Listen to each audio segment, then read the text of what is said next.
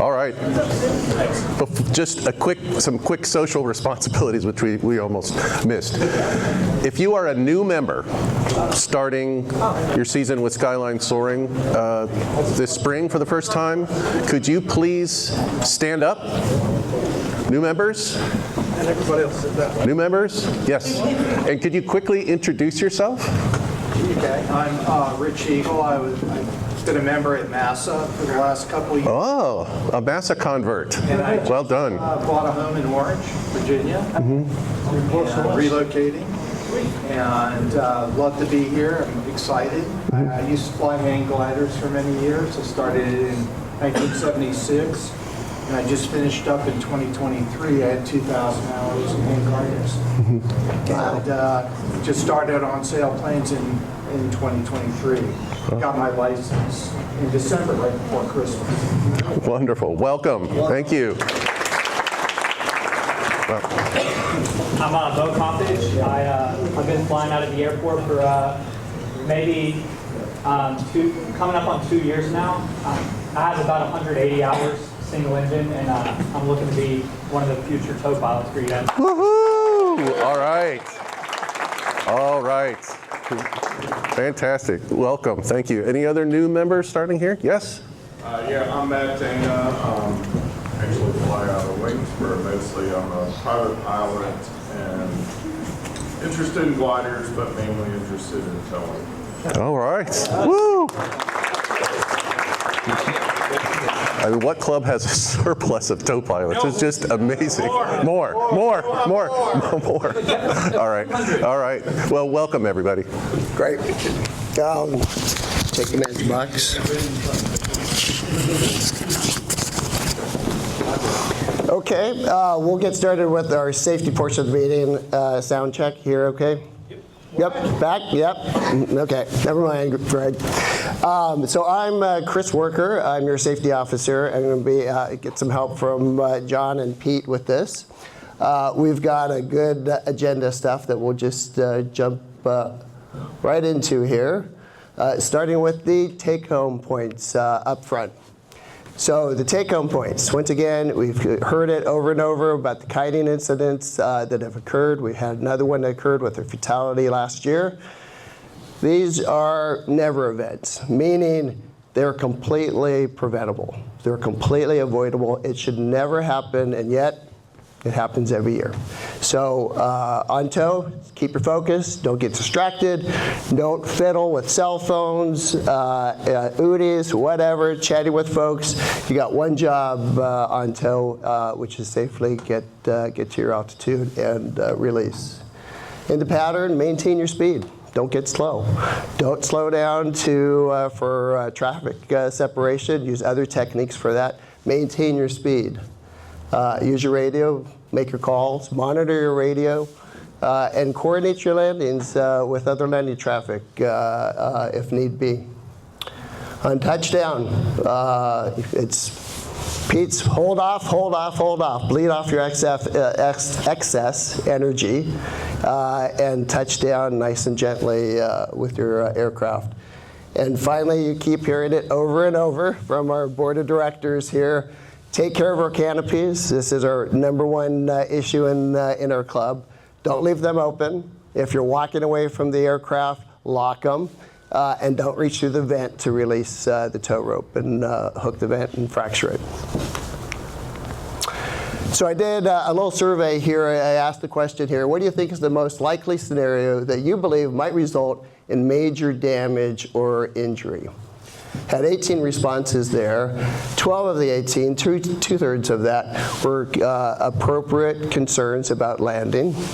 We had 2 concerns about ground operations, like walking into propellers, things like that, and 4 kind of non-specific concerns. Of the 12 landing concerns, half of those, appropriately, were dealing with the touchdown, energy management there in your final flare and touchdown. 3, lack of radio communications. We're going to hear a little bit more about that.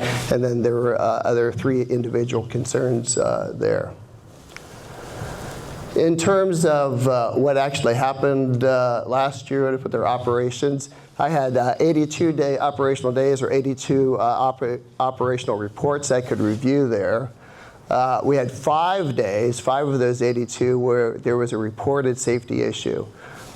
Conversely, that means 93% of the time, 93 of our operational days, no safety issues. So good for us. The folks are doing, I think, an excellent job in terms of routine operations. It's a nice safety record there. On those 5 days, there were 7 issues that were reported, and these were those issues. We had power planes taking off in the opposite direction of the active runway twice. We had a power plane come in on right-hand pattern. We had one incident where no radio calls were heard from the ASK during its approach and pattern.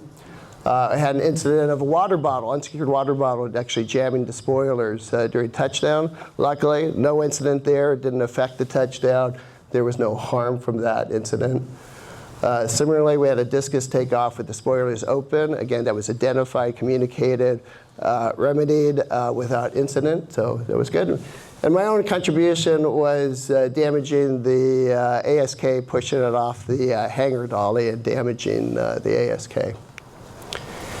2 other issues not from the safety reports we had, as you heard, a discus wing that got dropped during assembly, puncturing it, damaging that. And we had 1 hard landing without any associated damage or injury. Got one to add. It's not up there. Uh-oh. In training, we did have a discus almost take off with the tail dolly attached.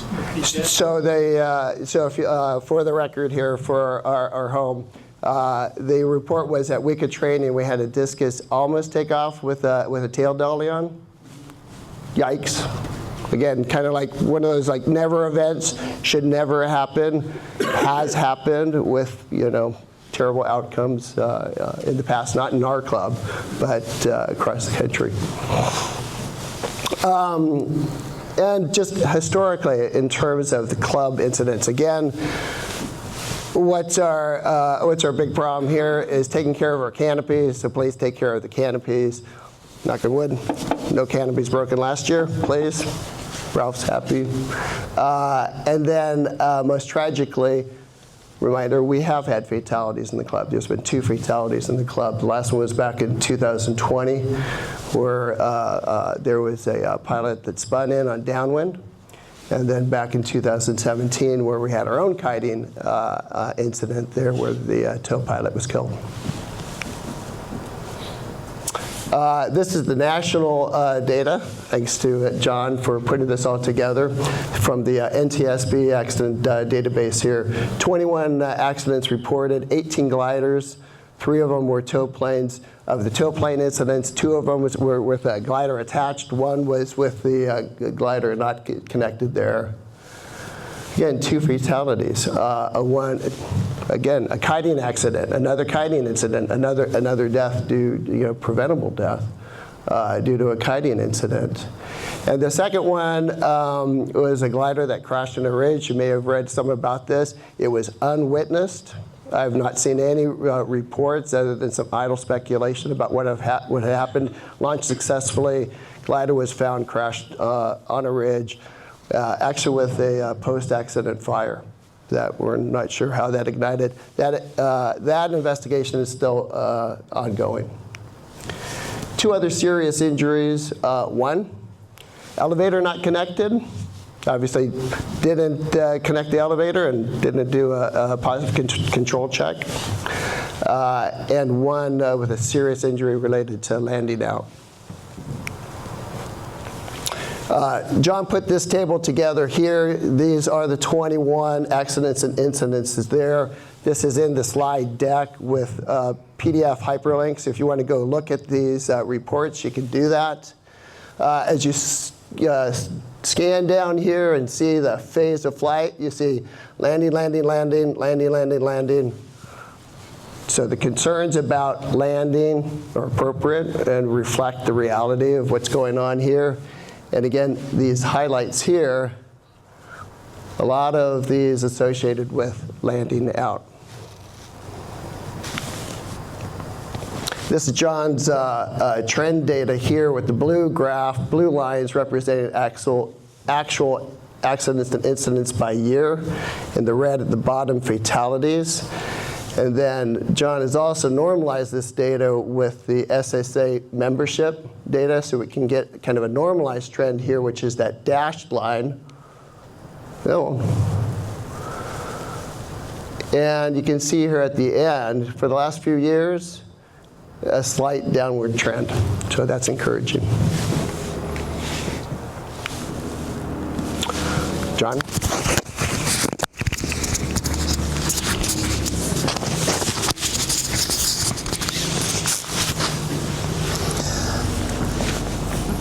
If you have never perused the NTSB accident reports that were on the previous chart with all the links, I highly recommend you read through them.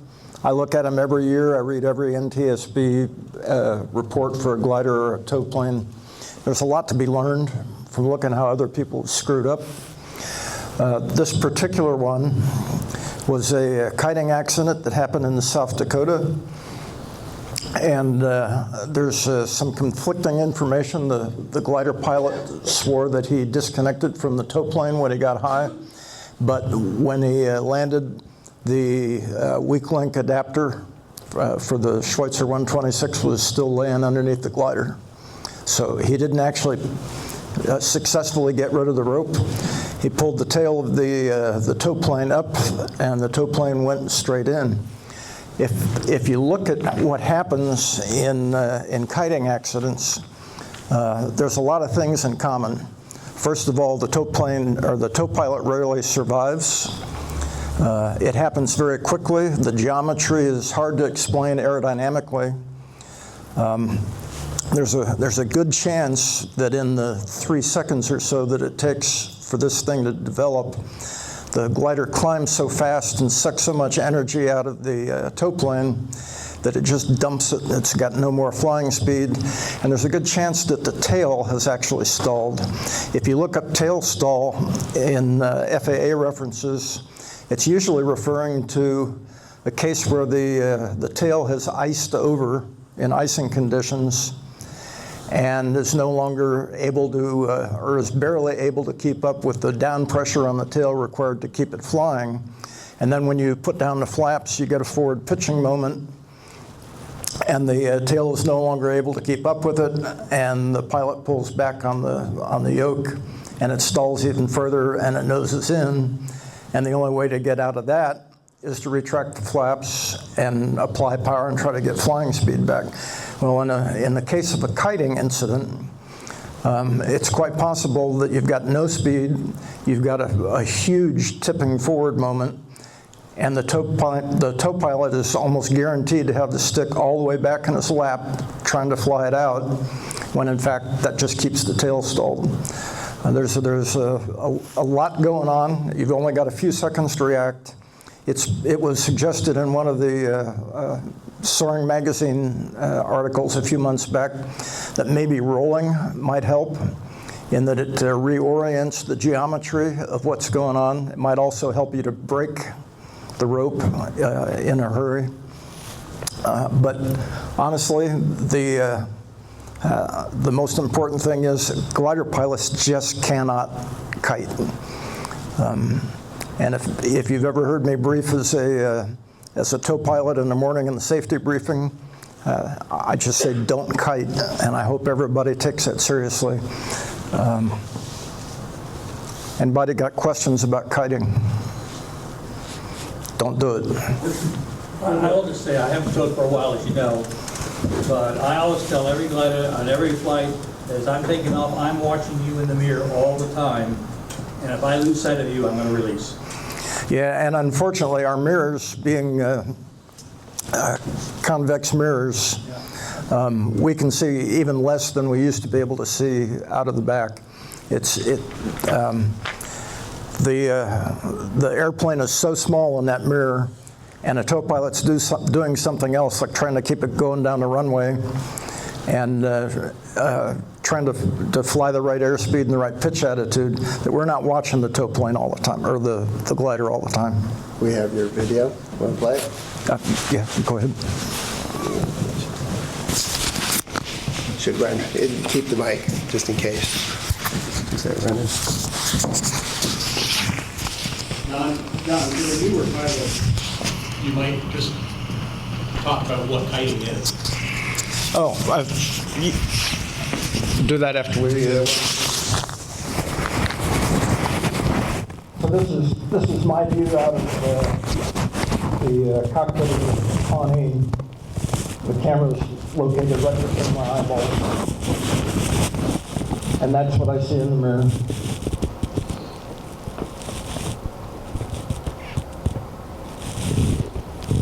So the wing runner, when he's back there, is smaller than one of the members on the airfield.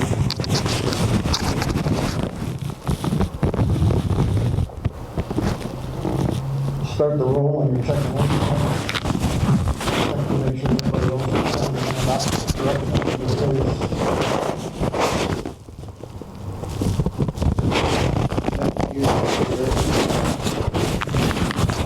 There you go.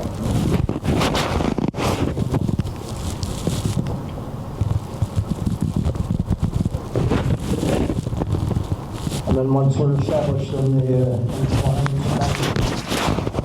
traffic, checking the instruments again.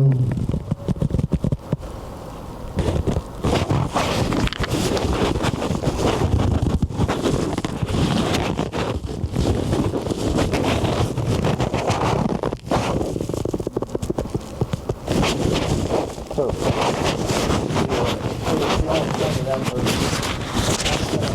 looking through the mirror, trying to monitor the glider. And if I feel the tail come up,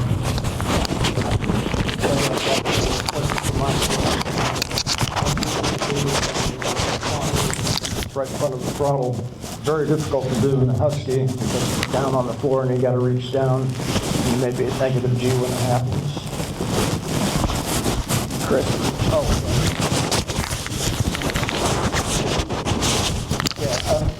For those that don't understand the term kiting, if the glider gets higher than the tow plane and starts to pull up on the tail, you get a very rapid climb, like pulling a kite into the air.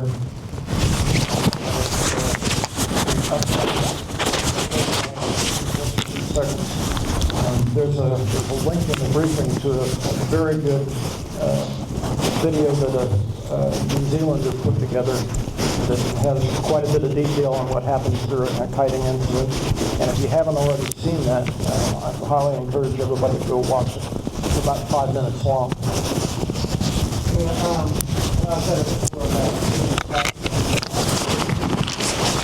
In a sense where if you lose sight of the tow plane, drop down below. You as a student up front, you still might see the tow plane, but the instructor in the back may lose sight. I'm going to go by, if I'm in the back seat, I'm going to go by what I don't see. If I don't see the tow plane, I'm pulling the release. Yeah, I'm not going to try to look for him. If you don't see the tow plane, you got to release. Don't try to look for him. It's almost like vertigo. You're like, well, where is he? Well, let me look for him. Maybe he'll come back. Oh, I'll push the nose down. It's too late. Pull the release. And for years we taught students, if you lose sight of the tow plane, pull the release. But there was one accident years ago, a tow pilot fortunately did survive. The rated pilot said he never lost sight of the tow plane. It was in a 233. He said he could see him down there. So the term, pull if you lose sight of them, doesn't necessarily play. If you're so high that you don't believe there's any chance of recovery, you've got to pull the release. I mean, just don't hesitate, and you're on your own. So just for the video, I'm going to repeat one of the aspects, which is don't waste time if you've lost sight. You put your head down, you did the no-no, for whatever reason, you know, a bug got in there, and you look down and you look up and you've lost sight of the tow plane, you pull the release. You don't waste time searching for it. you pull the release immediately. You got to pull it hard. Pull it hard. It's going to be, because it likely has a big load on it, so you got to expect it to be loaded. Matt? Yeah, I had when we lost our previous Pawnee, I had a front row seat for that one, and the Pawnee went from an almost normal attitude to 45 down in a half a heartbeat. This is a quick event when it happens. I don't know if it happens that way all the time, but this one was. Oh, sorry. For the record. For the record, like I say, I had a front row seat when the previous Pawnee went in, and that aircraft went from an almost normal attitude to about a 45 down angle in a half a heartbeat. It was not a subtle event. So, and at that altitude, there's no recovering that. You give that to Shane. What's up? I don't know how much you want to say, but There was an awesome video that you showed me about what the view was from the glider pilot and what happened. Can you comment on that? You talking about the accident that we had? I'd rather not at this time. In person with anybody, yes, but I don't want to broadcast it right now. I think the important thing there was the release, immediately, and how hard it is to release. Well, I will say that the person that pulled the release pulled the knob. You could see in the front seat, you could see the knob indicate come out and droop down, and then they let go of it. Came out slowly and went back in. They thought they had released. And then they pulled up and to the left. And then the nose got pulled down real hard, airspeed started to increase, pulled the release again, there was a bang, the rope actually broke. And then the glider nose went way up and to the left. So the person thought they pulled the release the first time, but did not. And this is a tossed release. That should be relatively easy. I just think that the action of pulling the release was just too relaxed. I think when you're in the tow plane, glider, if you got to do an emergency release, grab that knob and pull it as hard as you can. Thanks. So, just again, hearing that about they thought they released, and we heard John talking about the accident from South Dakota from last year. Again, they thought they had released, and they had not. So, good points on pull hard. Yes. Would it be prudent to train people to always pull the release very hard, or is that damaging to the release? No. Chief, instructor. Pull it until it releases. You don't have to put 50 pounds on it. Makes sense. And it's generally pretty positive, even, unloaded, right? Technically, right? We want to be gentle, and if we're really good, we offload it a little bit and let it release a little bit more gently. But, you should see it. And right as you anticipate that, you've cleared to the right, and your eyes are on the rope, watching it safely depart away from you, right? So keep an eye on that. All right, so, as we've seen and we've been talking about from your concerns and in the accident reports, landing in general is a higher risk of the other flight of the flight phases there. And for us, it's really about energy management and touching down gently.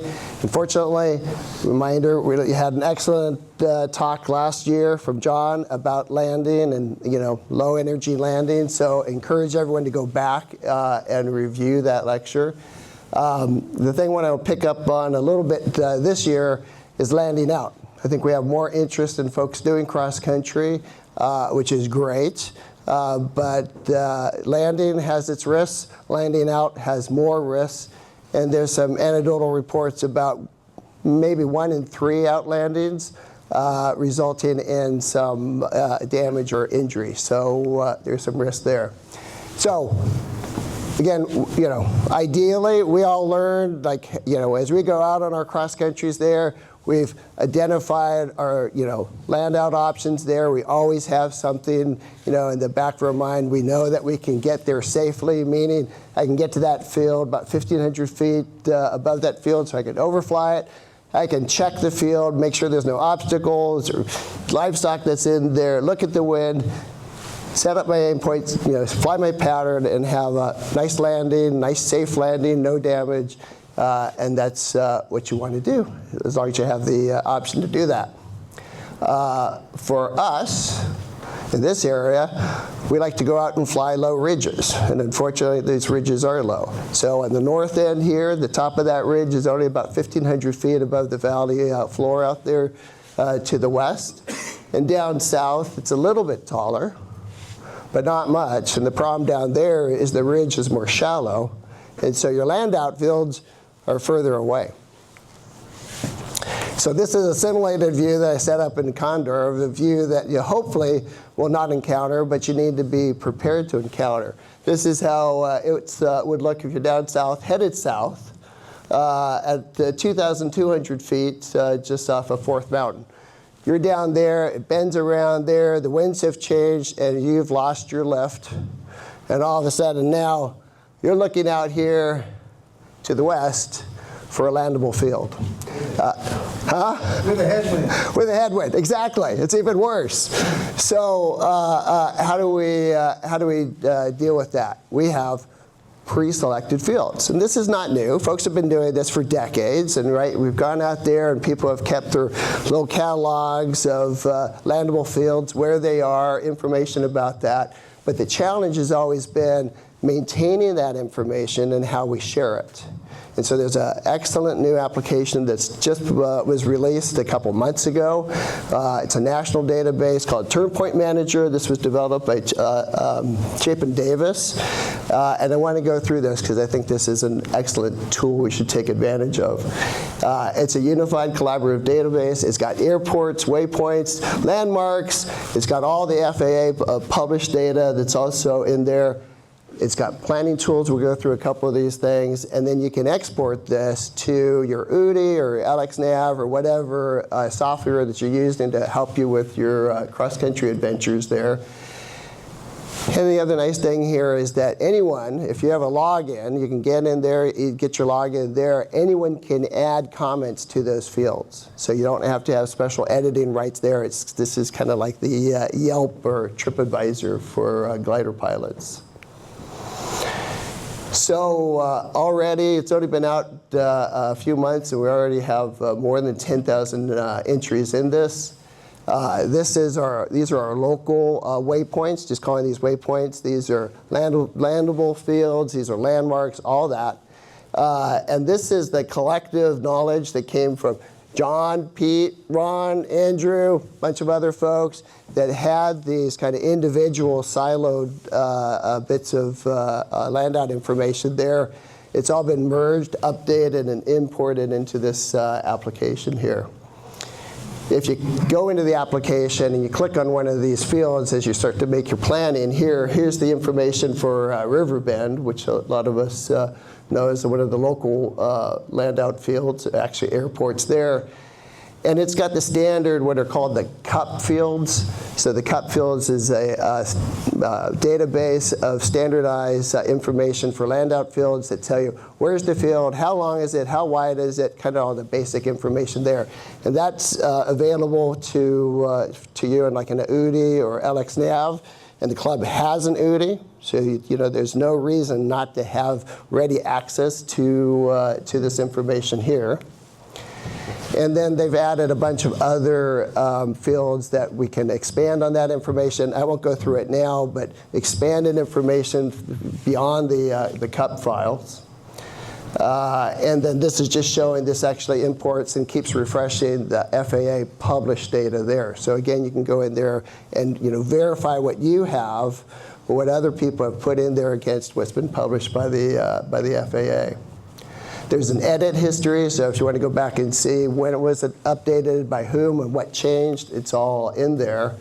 And a really nice feature here is not only do you get these icons that will tell you whether it's a paved runway, a non-paved runway, or if it's just a unimproved field, but it'll tell you whether it's aged or not. So if it's green, it's within 9 months, that information. If the information is between 9 and 18 months, it turns yellow. And if it's more than 18 months, it turns red.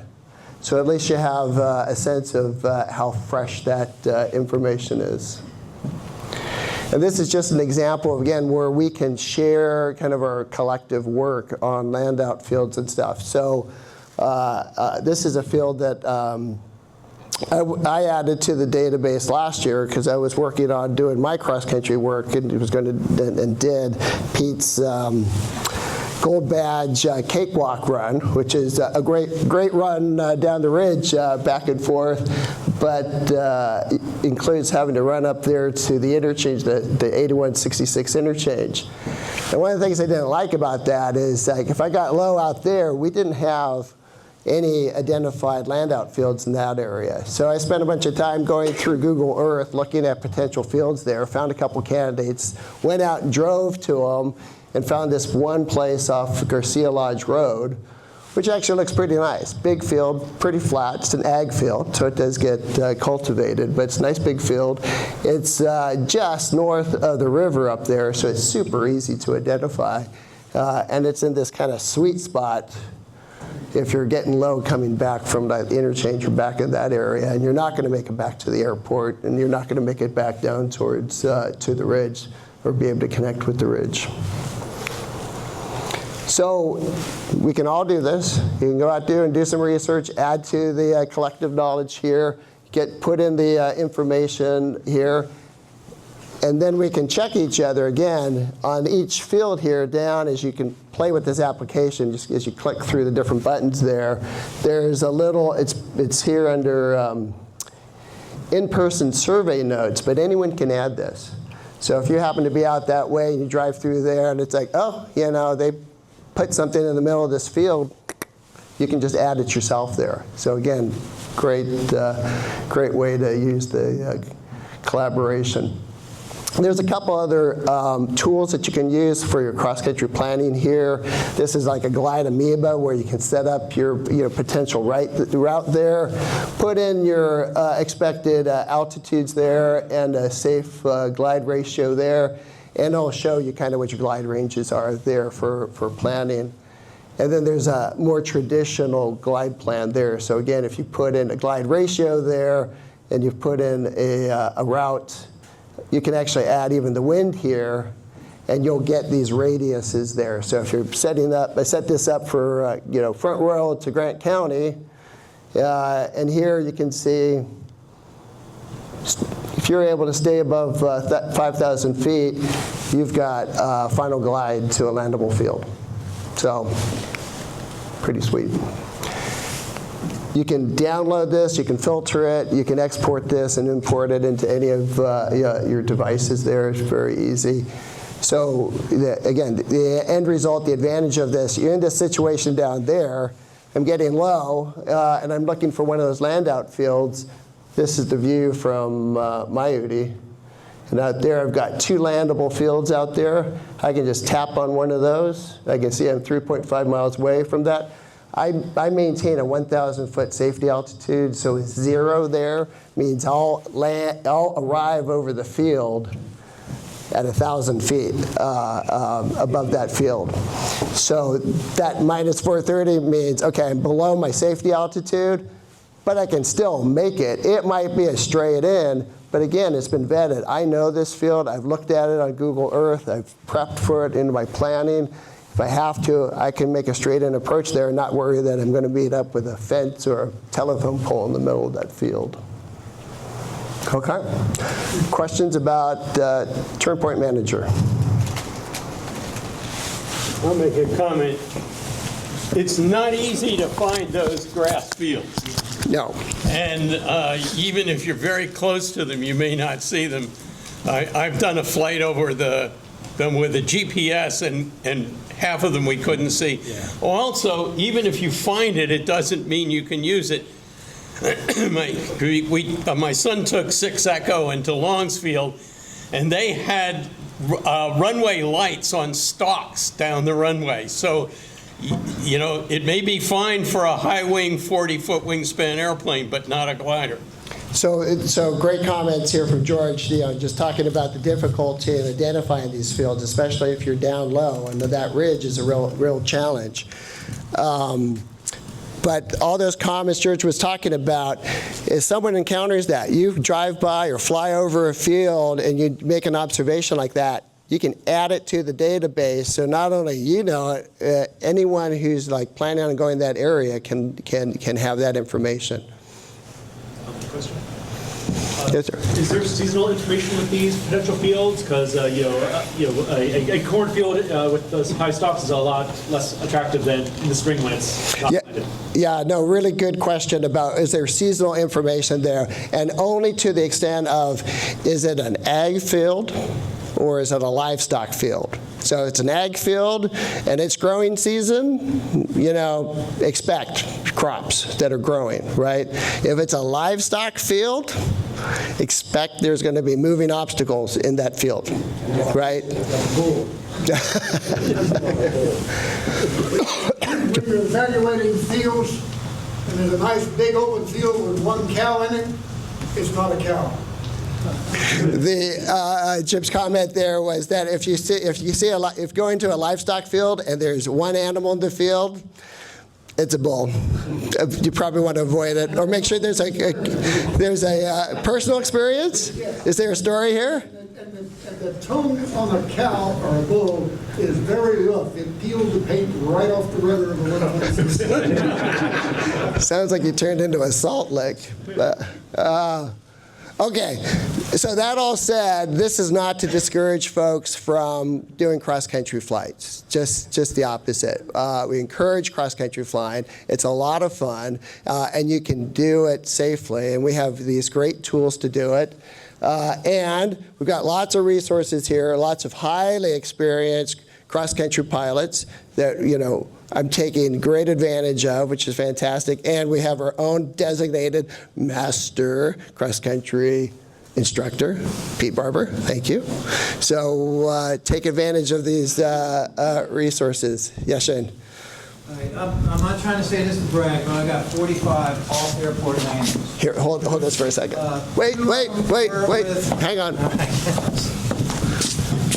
I've got 45 off-airport landings. 2 of them were with students during training right next to the airport.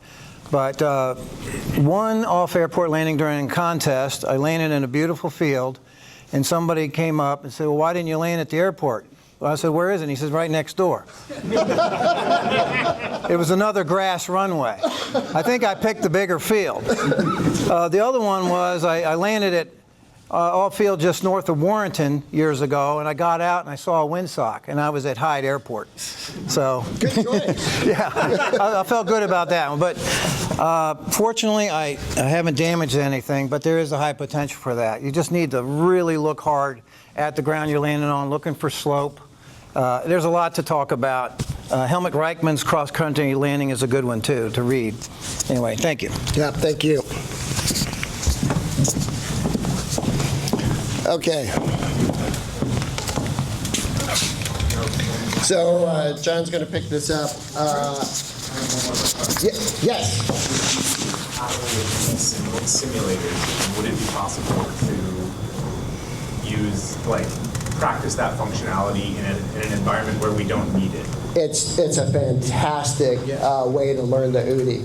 Okay. So you get a dongle to plug into your USB port on your computer, okay. And it'll stream the Condor data to your UDI.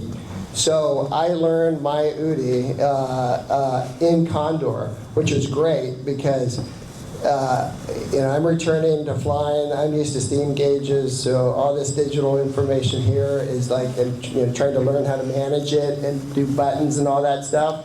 And now I can do it, in my attic, on my computer, in the middle of winter. It's great, and I could get really comfortable with the UDI, playing with it. The only disadvantage is if you fly Condor, which is great, and I encourage that, and I encourage using goggles, which is great. I haven't figured out a way to use the goggles, the sim goggles, with the UDI. So you kind of have to make that choice. But it's a great way to learn your flight instrument instead of going up and now spending all your time inside the cockpit because you don't know the instrument. So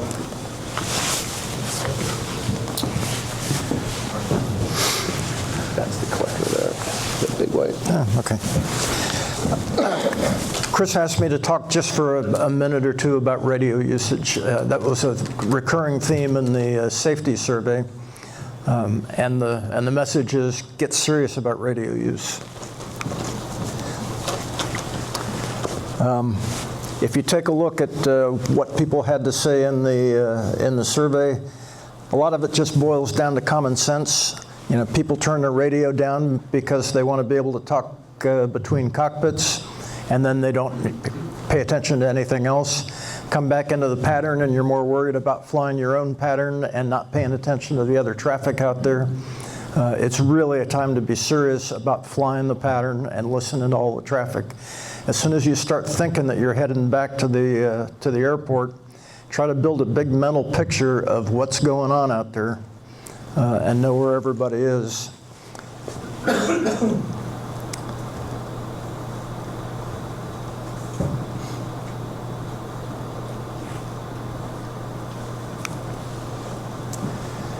If you haven't looked at the Aeronautical Information Manual in a while, there's a whole big section on radios in there.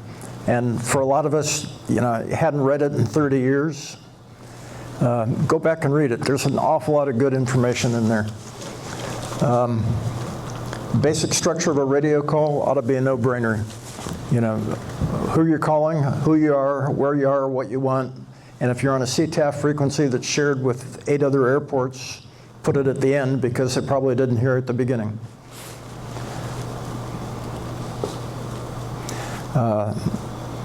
If you're talking to ATC, you need to use your whole call sign, all the letters in your tail number. They have to correlate it to a flight plan or know who they're talking to. If you're just in the local pattern, nobody's going to remember a 6-digit number. So in that case, you know, Pawnee 4 Bravo Yankee is just fine. Glider November Golf is just fine.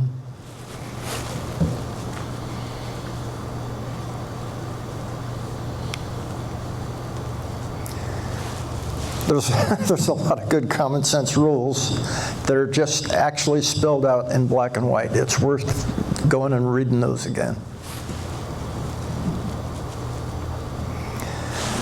It's worth also knowing that there's a difference between, down at the bottom there, between Unicom and traffic and FSS radios, towers, ground.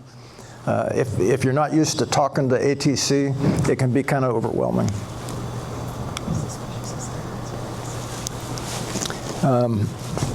In the case of going cross country, if you think you're just going to head north, and if you have to pop in on one of these airfields, don't do it without some pre-planning. Know who you're going to talk to. Know where you're going to find the frequency. Know what hours the tower is open. If it's a tower like Martinsburg up there. There's lots of places to get the information, but if you haven't thought about it ahead of time, you might not know where to go to get it. Not very many people fly with the sectional in their lap anymore.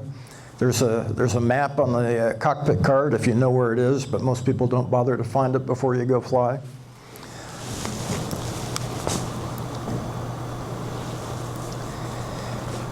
If you think your phone app or some other electronic device is going to give you everything you need on the map, remember that sometimes they stitch together sectional parts.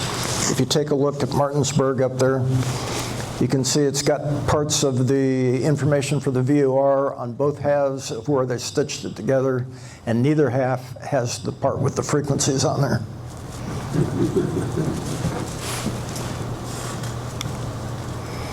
If you haven't looked at airspace rules recently, dig out the chart, refresh yourself.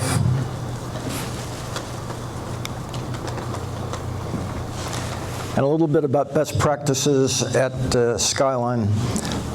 We use Skyline ground for everything, and we shouldn't. Nobody landing at Shenandoah needs to hear us saying, you know, hey, Gator down by the midfield taxiway, can you stop by and pick up some Gatorade and Pepsi and frozen water bottles and bring it back with you. That's not what the CTAF frequency is for. We're authorized to use 123.3. That's what we have a license for. We use 123.0 for safety of flight only.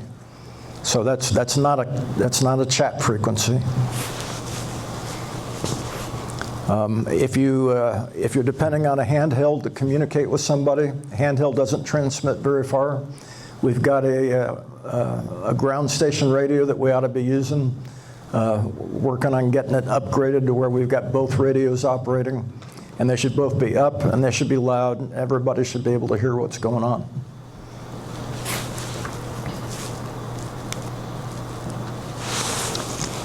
Talk about going onto the runway and making a 3-minute call. You know, Glider November Golf is staging glider launch runway 28, 3 minutes on the runway. Well, if you've got a guy about to turn downwind, he's only 90 seconds away from landing. If he's beam the number, he's 1 minute away from landing. 3 minutes on a 45 is way out there beyond where most of us call a 45. It's basically 2 miles from the center line or from the center of the airport.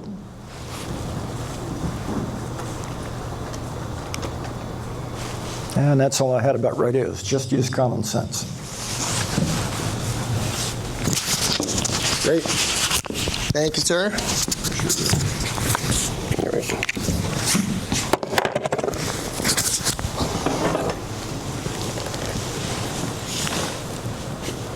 Okay, we're going to talk about skydiving operations.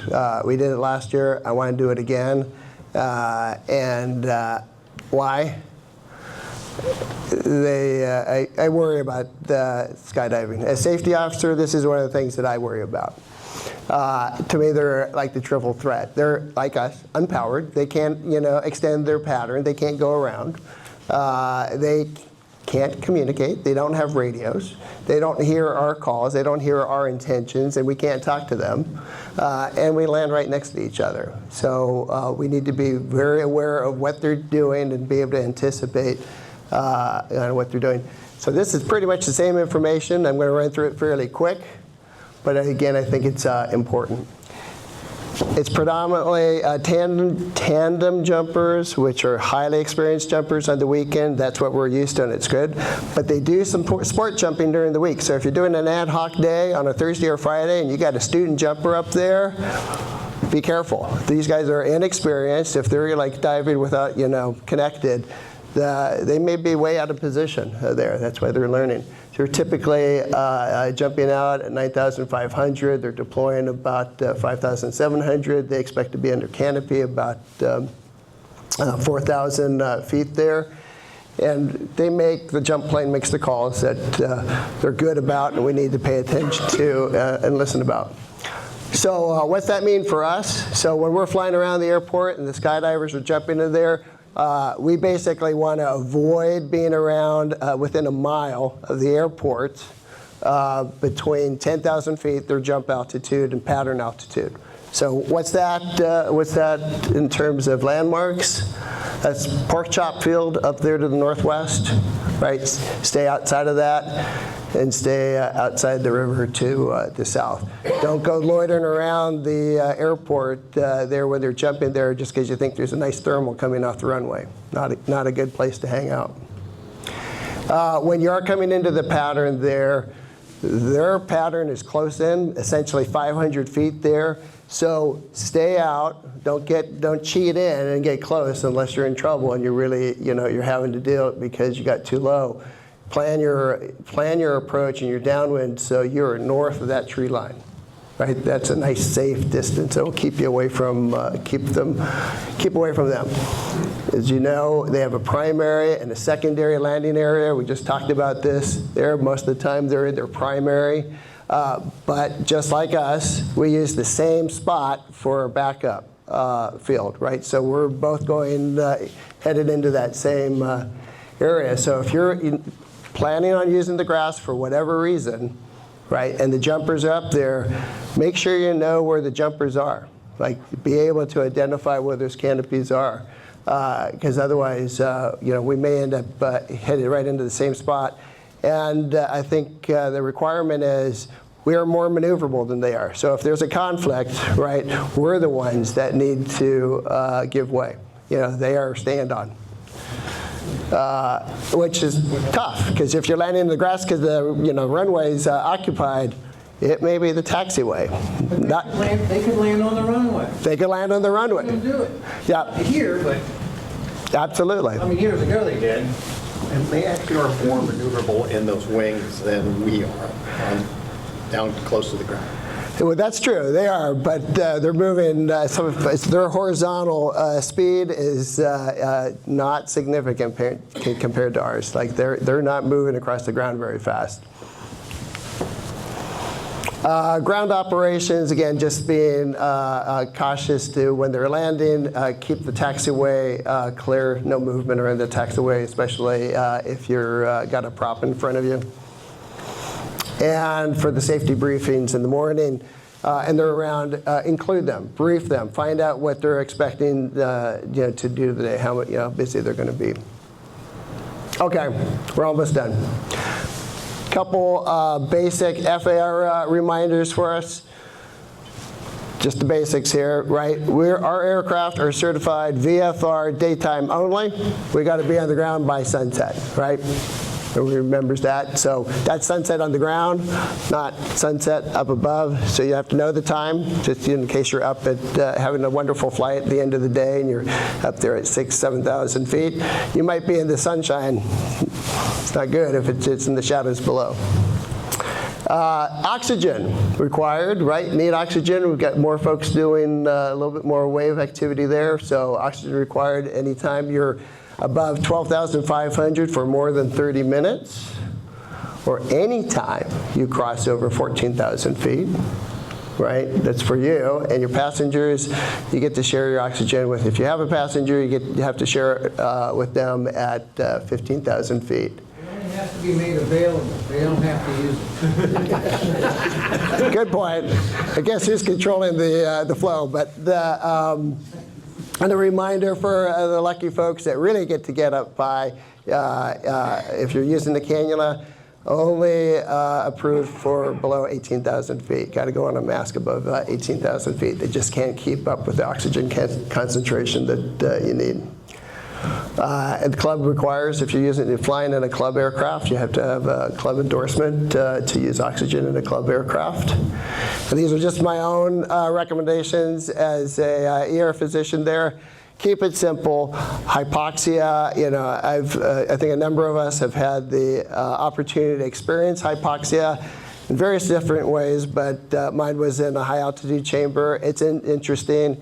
It is insidious. It is significant. So for me, my own rule is cross 10,000 feet, go on oxygen. It's an easy to remember number, and we're getting a nice nod here from our master instructor saying 10,000 feet, oxygen goes on. Just remember, just because the oxygen's on, doesn't mean you're getting enough oxygen. So if you're up at those altitudes, you really should be using a pulse oximeter. I mean, ideally a continuous one, but if not, you need to check and make sure that you're actually getting enough oxygen there. Okay, so we're just wrapping things up here. Reporting, we've got a new way to report here. This is your safety team, myself, Pete, Allison, and Ron. So you can always approach any of them anytime. If you want to report something anonymously, it'll be completely respected there. And Pete gets to talk about one of the cool new aspects of the new website. Safety reporting. Ooh. This way. All right. You are hooked up. Very good. Okay, so you can hear me well? All right, so the new website has a lot of features, and one of the features that was asked for rather late in the development cycle, but I managed to fit it in, is to have a safety reporting feature. So not only do we have a safety reporting feature, but the website also, for those who are designated the safety officers in this club, have access to view all of the duty officer reports where the duty officer has indicated there was a safety condition that happened during that day's operations. So we have two different ways of reporting safety information to us, and if you are the duty officer and you're filling out the report and nothing happened that day, please do not write no safety reports. Just leave it blank. So what happens is, if there's anything in there, it percolates into a special interface that everybody in the safety team can view all of the safety reports that have happened during the year. And when we come up with our safety presentation for the next year, we'll have something to talk about instead of just sitting around and saying, "Yeah, safety is important." So, so if you have anything that happened that you think needs to get reported, just to follow up on, just something to be emphasized at the next safety meeting. If you go down to the bottom of any of our pages in the club website, and right there, where it's circled, you don't need to highlight it with your little highlighter thing, but the safety suggestion box, if you click on that, you get the opportunity to write whatever you want and as much rich text as you want, and you can be as verbose. You can include pictures. There's a little picture icon right where the little 3 dots are. You can upload a photo if you want. As much information as you got, we'll take. And anytime you fill out one of these safety suggestion items from the safety box, it will give all of the people on the safety team an email that has been updated, and we can go review it. And we have a way of tracking it all for follow-up or for closing it. If you just want to write spam on there, like Carlos did when the feature first came out, that's okay too. We'll just close it and delete it. It's for safety issues, not for feedback about the website. There is another, if you can go back to a slide. Feedback about the website, I am also very happy to get. That's under the report issue item on there that's there. There's a difference between those two. That one just goes to me as the webmaster, and the safety one goes to all the safety people. One is very important about safety, and one is, oh, this link doesn't work, or this page doesn't work properly on my phone, or something like that. Please don't confuse those two, Carlos. Thank you. Like, I thought it was anonymous. The safety report is anonymous if you click on the I want this to be anonymous. It is not anonymous if you leave that unclicked. The report issue is not anonymous. I have to follow up with you. And I think that's it. Anything else you want me to talk about? Questions? I will take questions about the website too if you want to. Which you could change to say report bug issue, report bugs. That way I don't confuse. All right, I'll take that note. Why don't you fill a report? Do I have other questions about the safety box feature? It's too bad we didn't give a screenshot of all the safety reports on there, because it's kind of cool. Oh well. Next time. Next year. Next time. Next year it'll actually have stuff in it for us to fill in. Great. Okay. Thank you. I'll give this back to you. Great. Okay. And don't be shy. I mean, if there's something that I'd rather see, all of us would rather see too much than too little. So if there's something bothering you, just put it in. Okay, that's it.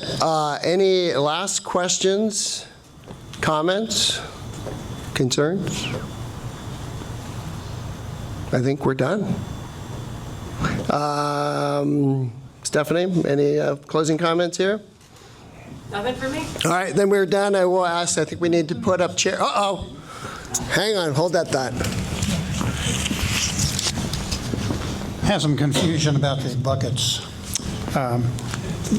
The fee we paid to rent this hall, very nice hall fee, wasn't enough. They want a donation.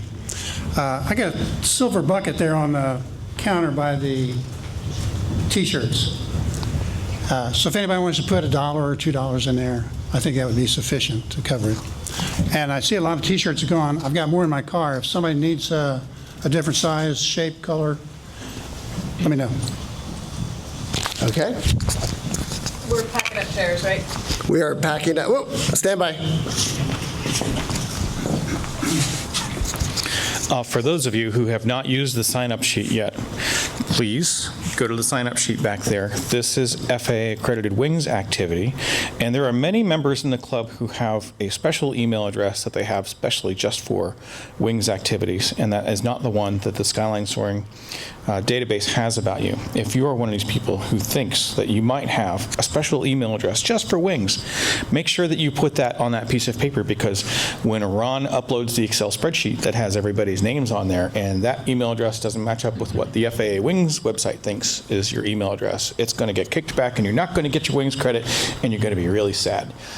So before you leave, if you haven't already, make sure that you go to those the two sign-in sheets are the same. You only have to sign up on one of them, not both of them. Okay, and please do that if you want to get your wings credit. And then within a couple of weeks, you'll have that email come through, and the FAA will give you credit for 1 year. And that is the knowledge area 3 for the basic, as I recall. So knowledge topic 3 is what it is. And that is my last note. Thank you. Thank you, sir. Which was great, because it reminded me, if you are watching this not live and you haven't signed in and you're a member, you need to let Ron Wagner know that you've reviewed this material so you can get credit and you can be authorized to fly. Otherwise, you don't get to fly. And if you're a new member seeing this and you haven't been here, you need to let Todd know that you've reviewed this information. This is mandatory, and we have to document that you've reviewed this information. And with that, we're done. Thanks for coming. Have a safe season. We'll ask for help putting